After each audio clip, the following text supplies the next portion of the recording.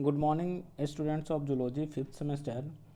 Students, आपके second paper में एक टॉपिक है comparative anatomy of digestive system in vertebrates. ये टॉपिक या तो देखिए एक क्वेश्चन इसे जनरेट होगा लॉन्ग में आगे, या तो 7 मार्क्स में या फिर 10 मार्क्स में। तो पीडीएफ हमने प्रोवाइड किया था, बट बच्चों को ये समझ में नहीं आता सर लिखना कितना है।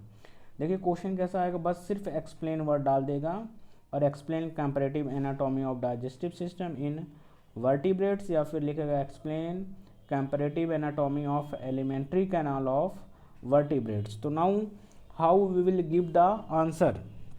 देखेंगे यहाँ पर जो चीज़ें हैं उसमें कुछ अलग नहीं करना है।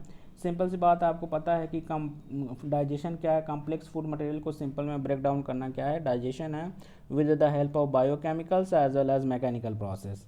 तो बायोकेमिकल से जो जूसेस सिक्रीट होंगे, ठीक है।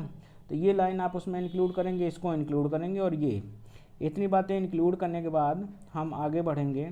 और आगे हम क्या देखेंगे, नेक्स्ट दो चीज़ें इसमें हमने कई बार ये बता चुका है कि एक बातें आपकी हैं जो कि नेसेसरी ऑर्गन्स हैं और कुछ कैसे हैं, एसेसरी हैं। तो इस टॉपिक को भी, इस पॉइंट्स को भी आप इंक्लूड करेंगे। और यहाँ से यहाँ तक ले आपके कैसे ऑर्गन्स हो जा रहे हैं, यहाँ से यहाँ तक आपके नेसेसरी के पार्ट्स हैं। नेसेसरी का मतलब एलिमेंट्री कैनाल का, और एसेसरी एसोसिएटेड का मतलब जो हेल्पिंग है, लीवर, पैनक्रियाज, जूसेज, ये सब।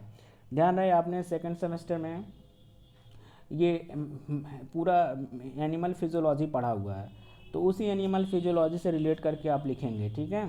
लिखना क्या है, देखिए यहाँ पे आप सिर्फ एक की बात नहीं करेंगे कि सिर्फ मैमल्स का उठाया और सारी चीज़ें लिख दिया। यहाँ पर आपको फिश का थोड़ा बताना है, थोड़ी सी बात एम्फीबियन की, थोड़ी सी बात रेप्टाइल की, और थोड़ा सा मैमल्स और बर्ड्स का, ताकि सबका क्या हो सके, कंपैरिजन हो सके। क्या हो सके, कंपैरिजन। तो now mouth is just an opening. Mouth क्या है, एक एंटेरियर ओपनिंग। तो ये बातें इंक्लूड कर लेंगे। फिर इसके बाद साइक्लोस्टोमेट में circular mouth. Now next point आप चले आएंगे किस पे, किसकी बात करेंगे, एम्फीबियन की। किसकी बात कर लेंगे, एम्फीबियंस का। अगर कहीं दिख रहा है तो ठीक, नहीं फिर किसकी बात कर लेंगे, एम्फीबियंस की। ये बात इंक्लूड कर देंगे। फिर बर्ड्स और मैमल्स का, ठीक है। बस इतनी सी बातें इंक्लूड करेंगे माउथ के बारे में। नाउ नेक्स्ट हम बढ़ जाएंगे, बाकी चीज़ें इसमें फिगर वगैरह इंक्लूड करने की यहाँ ज़रूरत नहीं है। जो एलिमेंट्री कैनाल का फिगर आप इंक्लूड करेंगे वो हम बताएंगे आपको।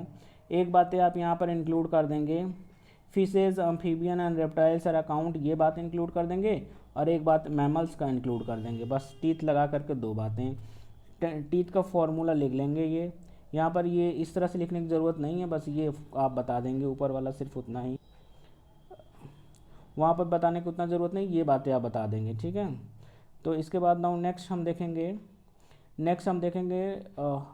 इधर का डायग्राम कोई भी बनाने की ज़रूरत नहीं। टंग लिख करके टंग में एक लाइन इंक्लूड कर देंगे। ह्यूमन कॉन्टेंट्स, तो एक बातें सिर्फ ये लिख देंगे। ओरल कैविटी में एक टंग होता है जो गैस्ट्रो रिसेप्टर्स होता है, दो बातें, ठीक है। नेक्स्ट पॉइंट हम देखेंगे क्या हमको इंक्लूड करना है। नेक्स्ट आप पॉइंट देख पा रहे हैं, इधर से कोई देखने की, ओरल ग्लैंड्स लिख करके एक बातें इंक्लूड कर देंगे ये, और एक बातें ये पॉइजनस स्नेक के बारे में, ठीक है। इसके पास ओरल ग्लैंड्स में स्नेक पॉइजन। डायग्राम बनाने की कोई ज़रूरत नहीं है। इसके बाद ये डालेंगे सलाइवरी ग्लैंड्स, और सलाइवरी ग्लैंड्स में आप क्या लिखेंगे, फंक्शन लिखेंगे। सलाइवरी ग्लैंड्स में आप क्या इंक्लूड करेंगे, ये फंक्शन। सलाइवा क्या करता है, डाइजेशन में हेल्प करता है, फूड को इनहेलिंग में हेल्प करता है, स्वालोइंग में हेल्प करता है। डाइजेस्टिव ग्लैंड से डाइजेस्टिव सलाइवा, सलाइवरी ग्लैंड से सलाइवरी एमाइलेज या सलाइवा सिक्रेट होता है जो डाइजेशन में हेल्प करता है। नाउ नेक्स्ट पहुंचेंगे oesophagus. Oesophagus is just nothing, it is also called food pipe. और ये ईसोफेगस क्या करता है, कनेक्टिंग लिंक, माउथ से लेकर के स्टमक तक connecting link, as a connecting link provide करता है, जिसको हम फूड पाइप भी बोलते हैं। इसमें कोई डाइजेशन वगैरह नहीं होता है। नाउ नेक्स्ट सबसे इंपॉर्टेंट चीज़ें जो आती है, स्टमक। स्टमक के बारे में आप क्या करेंगे, स्टमक में स्टोरिंग का काम किया जाता है। पाउच लाइक स्ट्रक्चर, कैसा स्ट्रक्चर है, पाउच लाइक, कैसा स्ट्रक्चर है, पाउच लाइक स्ट्रक्चर है। तो स्टमक, और स्टमक के बारे में थोड़ी सी बातें इंक्लूड करेंगे, जैसे स्टमक जो, ये देखिए फिश का स्टमक जैसे। इसके बाद एम्फीबियन का कहीं लिखा होगा तो उसको इंक्लूड कर देंगे। देखिए एम्फीबियन का लिखा है, एक बातें। और इसके बाद नेक्स्ट हम पहुंच जाएंगे, इसके बाद नेक्स्ट हम पॉइंट पहुंच जाएंगे फिशेस को। अभी देखिए एक डायग्राम है, इस डायग्राम को चाहे तो आप यहाँ से इंक्लूड कर लीजिए, और चाहे यही डायग्राम, एक ही बार बनाएंगे डायग्राम, उसी से आप स्टमक भी एक्सप्लेन करेंगे और उसी से आप स्मॉल इंटेस्टाइन भी। तो डायग्राम चाहे आप स्टमक का एक्सप्लेन करते टाइम बना लीजिए, और चाहे आप डायग्राम कब बनाएंगे, जब एक्सप्लेन करेंगे स्मॉल इंटेस्टाइन। तो स्मॉल इंटेस्टाइन पर ही आते हैं, देखते हैं। ये स्टमक का अपने मैमल्स का पढ़ा हुआ है, उसमें आप स्टमक लिख करके हेडिंग और एक्सप्लेनेशन कर देंगे, डायग्राम भले इंटेस्टाइन क्या बनाएंगे। तो ये बातें, ये इसके बाद गैस्ट्रिक ग्लैंड्स, ये सब चीज़ें स्टमक में लिख देंगे। नेक्स्ट हम बात करेंगे फंक्शन ऑफ स्टमक भी लिख देंगे, ये पॉइंट्स भी आप इंक्लूडेड कर देंगे।